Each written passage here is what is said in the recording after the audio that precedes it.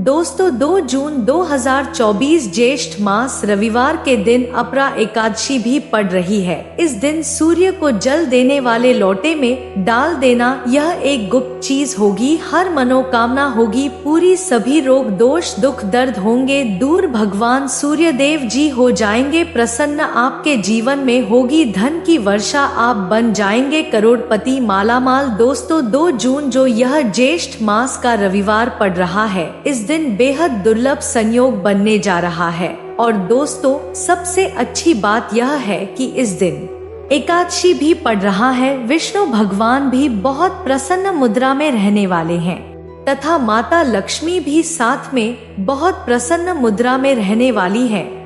2 जून 2024 ज्येष्ठ मास के रविवार के दिन सूर्य को जल देने वाले लोटे में डाल देना यह एक गुप्त चीज होगी। हर मनोकामना होगी पूरी, सभी रोग दोष दुख दर्द होंगे दूर, भगवान सूर्य देव जी हो जाएंगे प्रसन्न, आपके जीवन में होगी धन की वर्षा, आप बन जाएंगे करोड़पति मालामाल। दोस्तों 2 जून को जो यह रविवार पड़ रहा है, इस दिन बेहद दुर्लभ संयोग बनने जा रहा। और अगर आप इस वीडियो में बताए गए सूर्य देव जी को जल चढ़ाने वाले लोटे में यह एक गुप्त चीज डाल देते हैं तो भगवान सूर्य देव आपसे प्रसन्न हो जाएंगे। और भगवान सूर्य देव जिस व्यक्ति पर भी खुश हो जाते हैं, प्रसन्न हो जाते हैं, तो फिर उसके जीवन में कभी धन की कमी नहीं होती, उसके जीवन से दुख दर्द कष्ट गायब हो जाते हैं।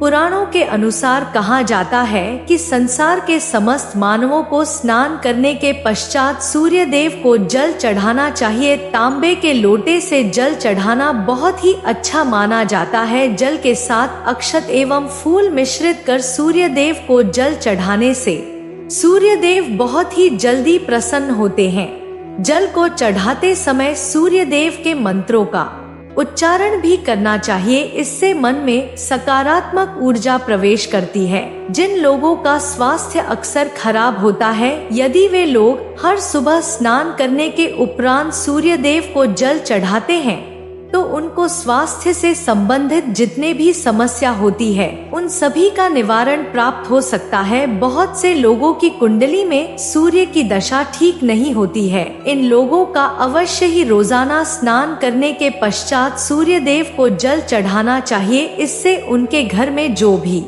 खराबी है उसमें सुधार आ सकता है। यह बात कि सूर्य भगवान को कैसे जल चढ़ाएं एवं कब जल चढ़ाएं, चलिए अब बात करते हैं कि सूर्य देव को जल चढ़ाते समय हमें किन बातों का ध्यान रखना चाहिए। यदि आप सूर्य देव को जल चढ़ाते समय यह गलतियां कर रहे हैं तो सूर्य देव को जल चढ़ाना और ना चढ़ाना एक समान है। आइए जानते हैं सूर्य देव को जल चढ़ाते समय होने वाली गलतियों के बारे में। हो सकता है गलतियों के कारण आज की रोजाना सूर्य देव को जल देने से भी आपको किसी भी तरह का कोई लाभ प्राप्त नहीं हो पा रहा है, लेकिन इससे पहले अगर आपने इस चैनल को सब्सक्राइब नहीं किया है तो इसे सब्सक्राइब कर लीजिए ताकि आप ऐसी महत्वपूर्ण जानकारी वाली वीडियो देख सके। सबसे पहली बात, पूर्व की ओर मुख रखें। सूर्य देव को हमेशा पूर्व की ओर मुख करके जल चढ़ाना चाहिए। हमेशा सूर्य की दिशा जब पूर्व की ओर हो तो उस वक्त को उस समय जल चढ़ाने का प्रयत्न करना चाहिए। जल चढ़ाते समय उस जल की छींट आपके पैरों के ऊपर नहीं पड़नी चाहिए। हमेशा इस बात का ध्यान रखें कि अगर जल चढ़ाते वक्त आपके पैर में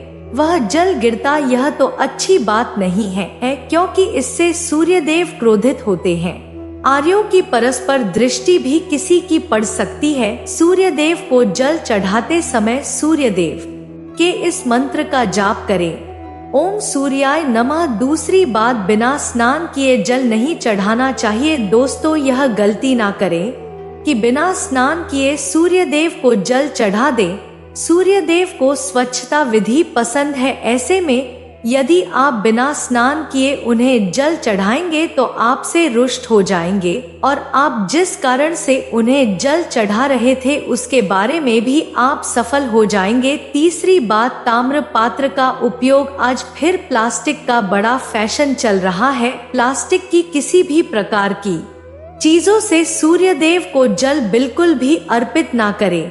इसके अलावा स्टील, पीतल, कांच इत्यादि पात्र का भी प्रयोग ना करें। सूर्य देव को जल चढ़ाने के लिए हमेशा ताम्र पात्र का प्रयोग करना चाहिए। इसके पीछे वैज्ञानिक कारण यह भी है कि सूर्य की उष्णता से प्लास्टिक से कुछ जहरीली गैस निकलती है जो हमारे सेहत के लिए अच्छी नहीं होती है। तीसरी बात, ब्रह्मा मुहूर्त में ही जल को अर्पित करें। कोशिश करें कि ब्रह्मा ही आप सूर्य देव को जल अर्पित करें। ब्रह्मा मुहूर्त का समय सुबह के 3 से 5 बजे का समय सूर्य देव को जल अर्पण करने का सबसे अच्छा समय माना जाता है। जल चढ़ाने से पूर्व आपकी नियमित क्रियाकलाप भी पूर्ण होती है। आप स्वच्छ वस्त्र पहनकर ही सूर्य को अर्घ दें। ऐसा कर से नवग्रह अर्थात 9 ग्रहों की कृपा जल चढ़ाने वाले व्यक्ति के ऊपर सदैव बनी रहती है। दोस्तों, अक्षत एवं फूल अवश्य ही सूर्य देव को जल चढ़ाते समय जल में अक्षत रोली होना चाहिए। अगर आपके पास कुछ भी नहीं है तो अक्षत से काम चला सकते हैं। बस खाली सिर्फ जल ना चढ़ाएं।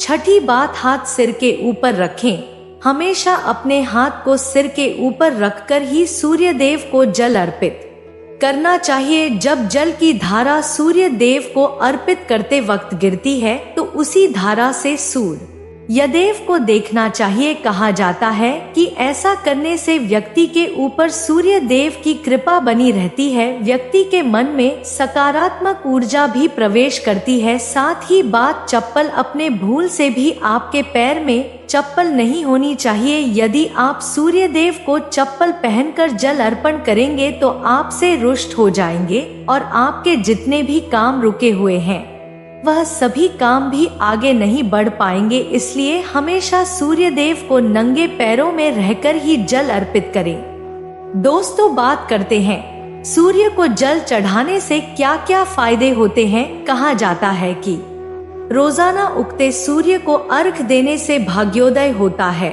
और मान सम्मान में वृद्धि होती है। इसके अलावा यदि विवाह में देर हो रही है तो नियमित सूर्य को जल देने से शीघ्र ही अच्छे रिश्ते आते हैं। ज्योतिष के अनुसार सूर्य को स्वास्थ्य, पिता और आत्मा का कारक माना जाता है। दोस्तों, बात करते हैं सूर्य को जल चढ़ाते समय कौन सा पर उठाना चाहिए। सूर्य देव के अर्घ्य हमेशा पूर्व दिशा की ओर ही मुख करके देना चाहिए और अर्घ्य देते समय ओम सूर्याय नमः मंत्र का जप करते रहना चाहिए। साथ ही ध्यान रखें कि नंगे पैर ही सूर्य को जल चढ़ाएं। सूर्य को जल देते समय बाएं पैर को उठाना चाहिए। दोस्तों, वीडियो में आगे बढ़ने से पहले चैनल को सब्सक्राइब जरूर करें और वीडियो को लाइक करना मत भूलिए। दोस्तों, बात करते हैं अपरा एकादशी के दिन व्रत कब तोड़ना चाहिए। दोस्तों, एक और महत्वपूर्ण विचार यह है कि किसी को हरिवासर के दौरान व्रत नहीं तोड़ना चाहिए, जो कि द्वादशी की चौथी अवधि है। व्रत तोड़ने का सबसे अच्छा समय प्रातः काल सुबह है। दोस्तों, एक और बात जान लेते हैं,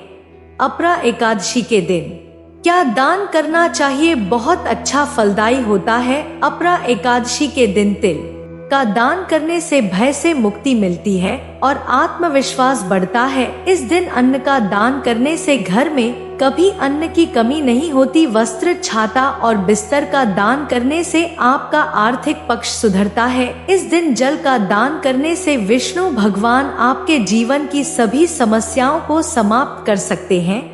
दोस्तों, एक और बात जान लेते हैं, अपरा एकादशी का शुभ मुहूर्त कब से कब तक रहने वाला है। अपरा एकादशी तिथि का आरंभ 2 जून को सुबह 5:05 पर होगा और 3 जून को मध्यरात्रि 2:42 तक एकादशी तिथि समाप्त होगी। शास्त्रों के अनुसार उद्या तिथि में एकादशी तिथि होने के कारण 2 जून को अपरा एकादशी का व्रत रखा जाएगा। व्रत के पारण का समय 3 जून को सुबह शुभ चौघड़िया में सुबह 8:51 से 10:35 तक कर सकते।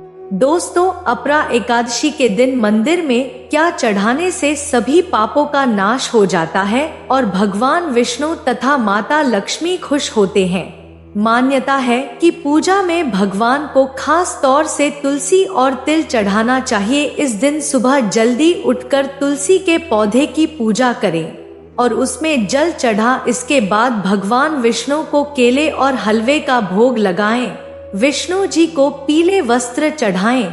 इतना भर करने से आपकी सभी मनोकामनाएं पूरी हो जाती है तथा भगवान विष्णु और माता लक्ष्मी की वह आशीर्वाद और कृपा मिलेगी कि आपका पूरा जीवन सुखों की राह पर चलने लगेगा। दोस्तों, अगली बात जानते हैं अपरा एकादशी के दिन क्या नहीं खाना चाहिए। एकादशी का उपवास रखने वालों को दशमी के दिन मांस, लहसुन, प्याज, मसूर की दाल आदि निषेध वस्तुओं का सेवन नहीं करना चाहिए। एकादशी के दिन प्रातः लकड़ी का दातुन ना करें। इस दिन वृक्ष से पत्ता तोड़ना वर्जित है, अतः स्वयं गिरा हुआ पत्ता लेकर सेवन करें। दोस्तों, मान्यता है कि एकादशी के दिन सुबह जल्दी उठ जाना चाहिए और अच्छे से नहा धो लेना चाहिए और तांबे के लोटे में सूर्य को जल अर्पित करना चाहिए, जिससे सूर्य भगवान बहुत खुश होते हैं तथा अपना आशीर्वाद उसे व्यक्ति को दे देते हैं, जिससे उसे व्यक्ति का सारा कष्ट, दुख, दर्द सब दूर हो जाता है। जल चढ़ाने वाले लोटे में पानी के साथ चावल और लाल फूल चढ़ाने से सूर्यदेव बहुत प्रसन्न होते हैं।